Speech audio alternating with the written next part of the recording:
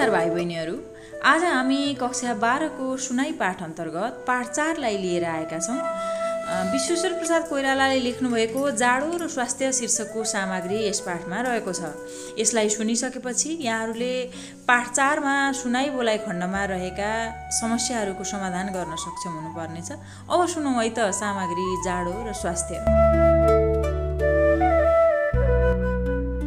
हिजोदेखि ठण्डी लागेको जस्तो छ, जिउ केही शिथिल भएको छ।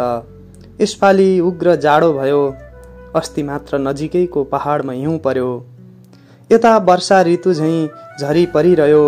हिजो बल्ल आकाश उग्रियो, तैपनि बादलका टुक्रा धम्की दिने भाउले आकाशमा अडिरहेका छन्।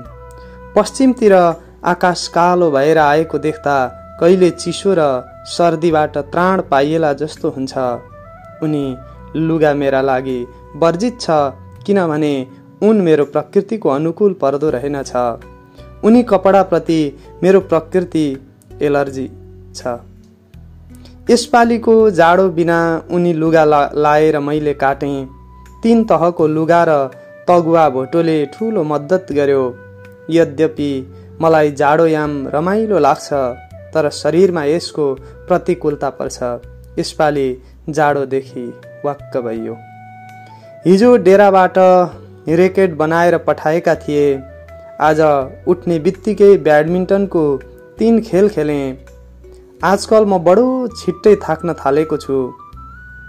यता केही महिनादेखि शारीरिक परिश्रम मेरो शरीरका लागि असाधारण ढङ्गले प्रतिकूल परेको जस्तो लाग्छ।